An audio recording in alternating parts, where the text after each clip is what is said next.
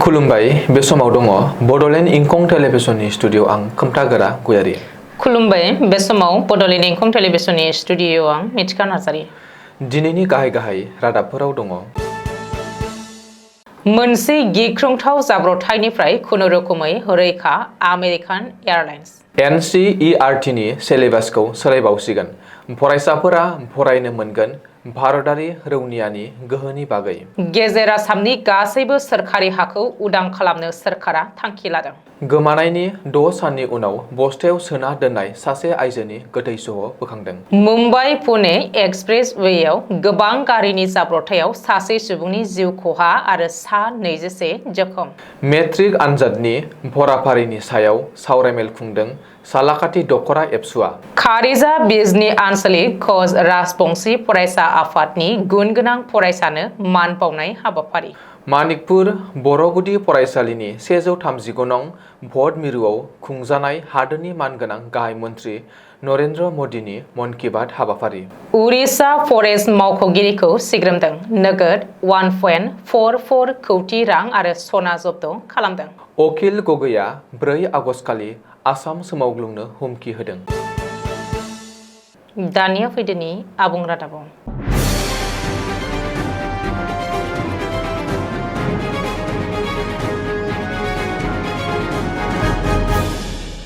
American एयारलाइन्सनि गंसे बिरखंआ गिख्रंथाव जाब्रबथायनिफ्राय एसेआवनो बारग'नो हादों। आमेरिकान एयारलाइन्सनि गंसे बिरखंआ हरखाब अर नांनायाव खुनुरुखुमै रैखा मोनो माखासे दावबायारिफोरा। रिपर्ट बायदिब्ला इन्जिन फेल जानायनि जुनै इमारजेन्सि लेन्डिंनि समाव बिरखंआव अर नाङो। डेनभेर बिरखं गाथोनाव बे गिख्रंथाव जाब्रबथाया जादों।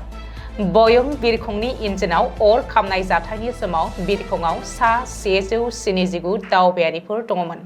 उनाव गासैबो दावबायारिफोरखौ गोख्रैनो बिरखंनिफ्राय रैखाथियै दिहुननाय जायो। बे जाथायाव सासे दावबायारिया जोखोम जादों होननानै खौरां मोननाय जादों।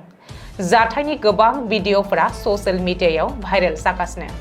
ससियेल मिडियायाव भाइरेल जानाय भिडिअआव बेखौ नुनो मोनो दि बिरखंआ रानवेयाव दङ आरो बेनि इन्जिननिफ्राय उखुन्दै खुफबदों आरो बे समावनो सुबुंफोरा बिरखंनि इमारजेन्सि एक्जिटनि लामाजों ओंखारबोगासिनो दङ। माखासे गथ'साफोरखौबो नुनो मोननाय जादों। बबेखानि बयं बिरखंआ लेन्डिं खालामनाय समावनो इन्जिनाव हरखाब अर नाङो होननानै डेनभेर इन्टारनेशनेल एयारपर्ट अथ'रिटिआ फोसावदों। हायुङारि रैखाथि हादर अनफावरि आरो रौनियाफोरनि साहसनि सोमोन्दै हादरनि गोदान जोलैनो थार फोरमायथि होनाया जोबोर गोनांथार। बे बिथिङाव एनसाडआ मोनसे गेदेर राहा लादों। आथिखालाव हादरनि गासैबो फरायसालिफोराव अपारेशन सिन्दुरनि सायाव गुवारै फोरोंनाय जागोन। बेनि थाखाय 3 थाखोनिफ्राय 10 थाखोसिम जर'खा मडिउल थियारि खालामनाय जादों आरो बेयाव अपारेशन सिन्दुरखौ सोसननाय जागोन। बे अपारेशना भारतारि रौनियानि साहस आरो बिरनि सिनायथि जानानै दं होननानैबो एनसाडआ फोसावदों। मख'नो गोनांदि भारतआव गिबि खेबनि थाखाय रौनिया अपारेशनखौ फरायसालिनि फरायफारियाव सरजाबनाय जादों। बेनि थांखिया बिजाबफोरनिफ्राय गियान आरजिनायल' नङा, हादरनि रैखाथिजों सोमोन्दो थानाय गुबै जाथायफोरखौ फरायसाफोरनो बुजिहोनाय। फरायफारियाव अपारेशन सिन्दुरखौ सोफादेरनानै हादर अनफावरि रौनिया हान्जानि फारसे सनमान आरो फरायसाफोरनि गेजेराव नोगोरारि महरै बिबानखौ गोख्रों खालामनाय जागोन। अपारेशन सिन्दुरनि मडिउला लाइमोनखौबो रौनिया हान्जायाव जिउ राहा दानो थाखाय थुलुंगा होगोन। सोलोंथायारि रोंग'साफोरनि बायदिब्ला बे हाबाफारिया गोदान सोलोंथाइ खान्थिनि थांखिफोरखौबो आबुं खालामो, जाय बिजाबफोर बायदि बुंफोरलुआरि गियानजों लोगोसे मोगथाङारि आरो रोंमोन्दांथियारि सोलोंथाइनि गोनांथिनि सायाव गोसो होदों। एनसाडआ जारिमिन आरो राजखान्थि बिगियान बायदि आयदाफोराव बे मडिउलखौ लाबोनो साखाफारा जागासिनो दङ। अपारेशन सिन्दुरनि समाव दिन्थिफुंनाय बिथा थांखि, मावखान्थि आरो बिसोरनि गोहोमजों लोगोसे रैखाथि जवानफोरनि साहस आरो बिरनि सल'खौ गोरलै रावजों बरनायगोन। बे मडिउलाव भारतनि रौनिया गोहो, बावैसो मोनफुंनाय आरो पाकिस्ताननि सायाव भारतनि देरहासारनायनि बागै सोफादेरगोन। बेनि थांखिया फरायसाफोरखौ हादरनि रैखाथि गोहो आरो रौनिया अपारेशनफोरनि बागै सांग्रां खालामनाय। रायजोआव सोलिगासिनो दङ सन्देह गोनां सुबुंफोरनि हेंथायै सोरखारि बुलडजार। मोनसेनि उनाव मोनसे एभेक्सन खालामनाया रायजोफोरखौ मोननै बाहागोआव सोखावदों आरो दान्थे बिदान्थेनि थासारि सोमजिहोदों। बेनि गेजेरावनो आफां आसाम आरो अखं आसामनिख्रुइबो देरसिन एभेक्सनखौ गेजेर आसामाव खालामगोन होननानै मिथिनो हादों। बे खेबाव गेजेर आसामनि गासैबो सोरखारि हायाव एभेक्सन खालामगोन आरो आयेन बेरेखायै दखल खालामना लाजानाय सोरखारि हाफोरखौ उदां खालामगोन। मिथिनो हानाय बायदिब्ला गेजेर आसामाव रोजा रोजा बिगा सोरखारि हायाव एभेक्सन खालामनानै खालि खालामगोन। सामागुरि, धिं, रुपहि, बथद्रवा, कलियाबर जेरावबो एभेक्सन खालामगोन। बेनि थाखाय जिल्ला खुंथायनिफ्राय दखल खालामग्राफोरनिसिम नटिस दैथाय हरबाय। जेराव सन्देह गोनां सुबुंफोरखौ नुगोन बेयावनो एभेक्सन खालामगोन। जेराव सन्देह गोनां सुबुंफोर थागोन बेयावनो सालायगोन खुंथायनि बुलडजार। बेनि थाखाय जिल्ला खुंथाय आरो हिमन्त बिश्व शर्मानि दैदेननाय आसाम सरकारा थियारि जादों। मख'नो गोनांदि गेजेर आसामाव सन्देह गोनां सुबुंफोरजों दखल खालामजानाय रोजा रोजा बिगा सोरखारि हाफोरखौ उदां खालामनो थांखि लादों रायजो सरकारा। बेनि थाखाय सोरखार आरो जिल्ला खुंथाया गासैबो गोनां जानाय आयेनारि राहाफोरजों लोगोसे आबुं थियारि खालामदों। आफां आसाम आरो अखं आसामनिख्रुइबो देरसिन एभेक्सन खालामनाया एबा होखारनाय गेजेर आसामाव जागोन। सोरखारि हायाव आयेन बेरेखायै दखल खालामग्रा मियाफोरखौ जायखिजाया जाहोनाव निमाहा होनाय नङा खुंथाया। काछार जिल्लायाव थांनाय 6 साननिफ्रायनो गोमानानै थानाय सासे आइजोनि गोथै सह'खौ गावनि न'नि साखाथियाव थानाय लामानि सेराव बस्थायाव सोनानै दोननाय थासारियाव बोखांनो हादों। बे जाथायाव थैनाय आइजोखौ बरकला पुलिस थाना ओनसोलनि सिङाव थानाय चांदपुरनि थागिरि सालिमा बेगम होननानै सिनायथिदों। नखरनि सोद्रोमाफोरनि बायदिब्ला सालिमाया थांनाय 21 जुलाइ खालि मोनानि समाव गावसोरनि दखानाव उन्दुलांनायनिफ्रायनो गोमानानै दंमोन। बेनि अनगायैबो आइजोखौ नागिरनानै मोनैनि जाहोनाव नखरनि सोद्रोमाफोरा जायगानि पुलिस थानायाव गोमानायनि कमप्लेनबो होनाय जादोंमोन। बबेखानि सनिबारखालि सालिमानि न'नि साखाथिनि नालायाव मोनसे गोजावना थानाय बस्थाखौ बोखांनानै खेवना नायनायावसो सालिमानि गोथै सह' होननानै मिथिनो हादोंमोन। पुलिसनो खौरां हरनायनि उनाव बरहल्ला पुलिस थानानि मोनसे हानजाया जाथायसालियाव नुजाथि हैनानै गोथै सह'खौ बोखांना पस्टमर्टेम खालामनो सिलचर मेडिकेल कलेज आरो हस्पिटालाव दैथायहरनाय जायो। बे जाथायनि गुबै दायनिगिरिखौ दासिमबो पुलिसा हमनो हायाखैब्लाबो जाथायनि बागै नायबिजिरनायखौ जागायबाय। कफलिनि साखाथियाव थानाय मुम्बाइ-पुणे एक्सप्रेसवेयाव मोनसे गिदिर लामा जाब्रथाय। मिथिनो हानाय बायदिब्ला बे जाब्रथायाव आजमानाबादनि अनिता एकान्डी मुंनि 35 बोसोर बैसोनि सासे आइजोआ जिउ खहा जानायजों लोगोसेनो खमैबो 20 सुबुंफोरा जोखोम जादोंमोन। बे जाब्रथाया मोनसे दालांनि गाहायाव टल बुथनि साखाथियाव कफली एक्जिटनि दान्दिसे उनावनो मुम्बाइ फारसे थांनाय लामायाव जादोंमोन। गिबि रिपर्ट बायदियै मुम्बाइ फारसे थांनाय गंसे ट्राकआ इन्जिनारि जेंना सोमजिनायनि जाहोनाव ड्राइभारा गारिखौ सामलायनो हायाखैमोन, जायनि जाहोनाव लामानि गोबां गारिफोराव सौग्रावनायजों लोगोसेनो गासै गं 25 गारिफोरा 3 किल'मिटारसो जानथायसिम गावजों गाव सौग्रावलांदोंमोन। जाब्रथायाव जोखोम जानाय सुबुंफोरखौ गिबियाव कफली देहा फाहामसालियाव लांनाय जादोंमोनब्लाबो गाहाम फाहामथाय होनो उनाव कामतेनि MGM देहा फाहामसालियाव फिन दैथायहरफिननाय जायो।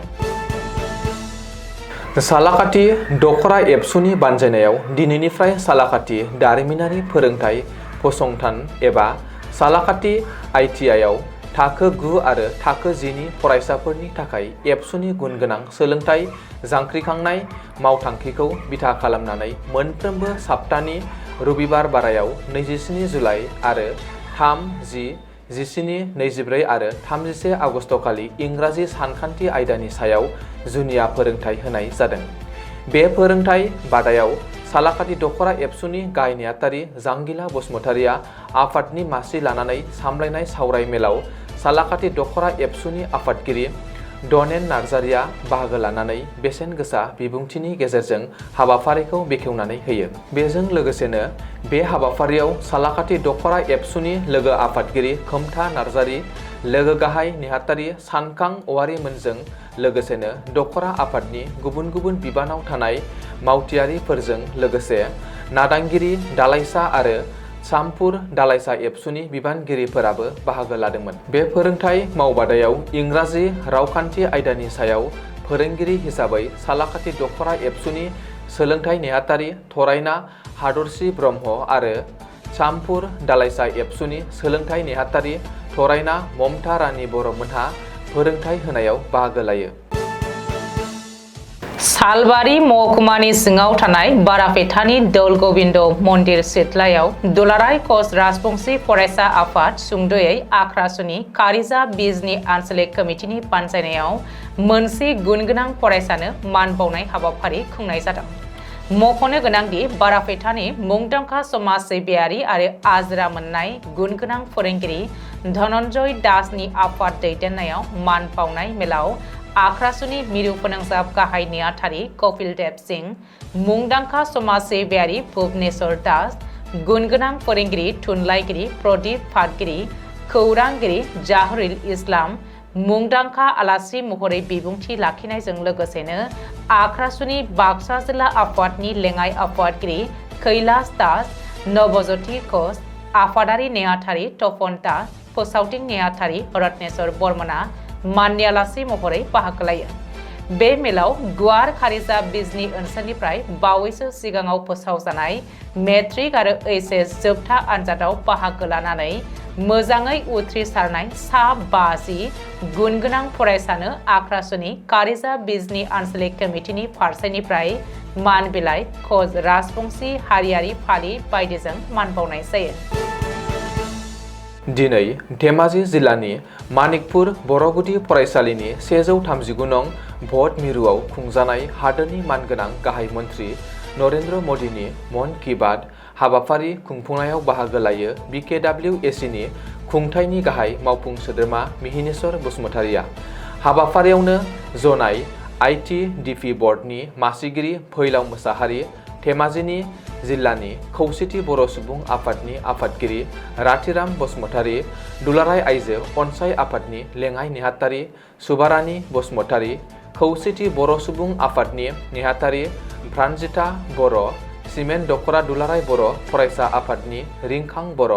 बे हाबाफारियाव BJP आरो गुबुन गुबुन माहारियारि आफादफोरनि 150नि बांसिन दैदेनगिरिफोरा बाहागो लायो।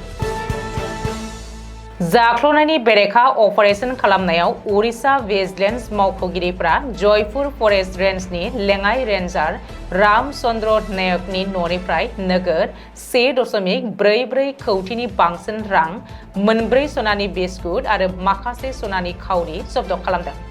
सा2 DSP, साबा नायदिंगिरि आरो सा9 लेङाइ नायदिंगिरिफोरनि मोनसे हानजाया गोबां फोरमानथिनि आसायै बे जाथायाव दासिमबो नायबिजिरगासिनो दङ। नायबिजिरनायाव मोननाय सम्पथिनि गेजेराव जयपुरनि NKT र'डआव लुनाय गंसे बिल्डिं, जयपुरनि सोहोराव गंनै फ्लेट, भुवनेश्वराव फंबायनि फ्लेट आरो बिसोरनि बिहाव बिखुनजोनि न' आरो मावख'आरि चेम्बार बायदिखौ मोननो हादोंमोन। 4 आगस्तखालि आसामखौ सोमावग्लुंनो थियारि जादों रायजो दलनि आफादगिरि आरो शिबसागरनि MLA अखिल गगैया।